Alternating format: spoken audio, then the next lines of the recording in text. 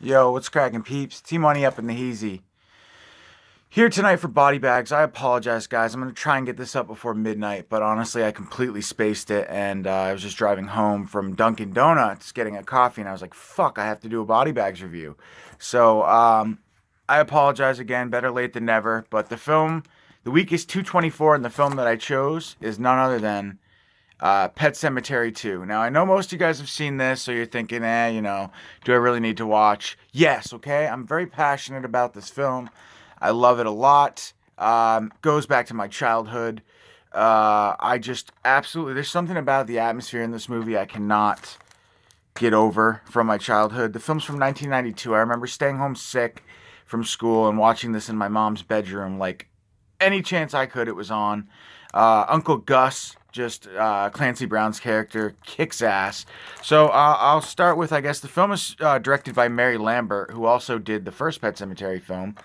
Um, it's from 1992. It stars Edward Furlong, Anthony Edwards, Clancy Brown, Jared Rushton, and a couple other people. But a great young performance from um, Edward Furlong. And basically, without spoiling too much, kid loses his mother, who is an actress, moves with his father, I think, who's a vet, to a new town, and they basically discover the pet cemetery, and chaos ensues. And I'll see you guys later.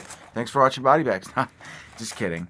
I love this movie so much. Clancy Brown as like the sheriff is just such a memorable character for me, and like I don't know why, for years after seeing that performance I always thought about him.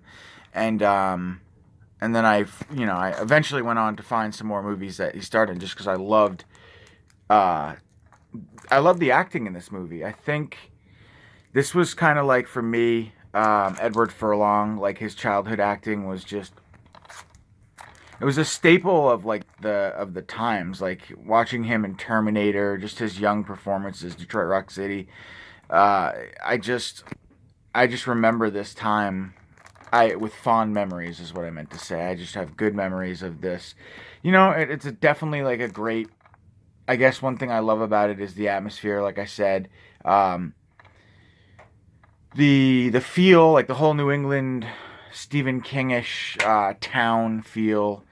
um I don't know. It's just it's one of those movies that just has um, a great Stephen King textbook slash film adaptation feel. It's very signature King in its look and feel. I mean, um, the movie it's like sad because it's like it portrays like this fucked up family. Um, I forget the kid's name, but let me read you guys the synopsis, which I failed to do, and sorry, I always read you guys the synopsises. I do apologize for being a bit disorganized tonight, but sometimes dead is better. But the shocking terror that plagued Ludlow, Maine, and Pet Cemetery is still very much alive in this heart-stopping sequel to the hit film written by Stephen King. After the death of his wife, veterinarian Chase Matthews, played by Anthony Edwards, and his 13-year-old son Jeff, Edward Furlong, moved to Ludlow to rebuild their lives. Antagonized by the neighborhood kids, Jeff befriends another outsider, Drew Gilbert, who lives in fear of his cruel stepfather, Gus, played by Clancy Brown.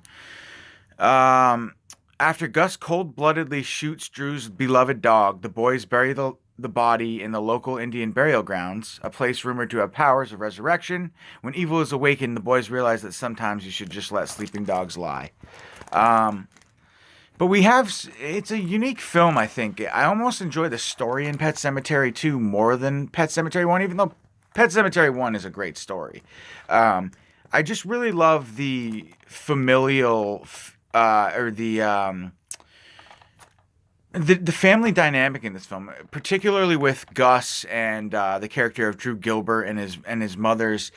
It's a very dysfunctional family. You kind of almost feel like bad for you do. I genuinely felt bad for the character of Drew, the chubby kid whose stepfather is abusive and mean, and it was just like the I guess the dialogue in the story. It's just it's more than a horror film to me. Like the horror in it is almost the backdrop. To me, it's what's almost more horrific is how this family kind of functions, but it's not like a Rob Zombie style film where it's like in your face, like we are dirtbag Americans.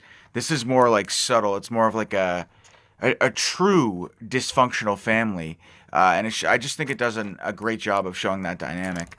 Um, but then I love the fun comes in with the vengeance that the kids seek by um, uh, by bringing the dog back to life, not knowing what's going to happen, and then just chaos ensues. They start bringing people back, and I just love the character of Gus, the sheriff, the abusive sheriff, Drew's father. He is the scene where he's skinning the rabbits outside. It's just great. He's got like the bandage on his neck because he got bitten to death by Drew's ghost dog.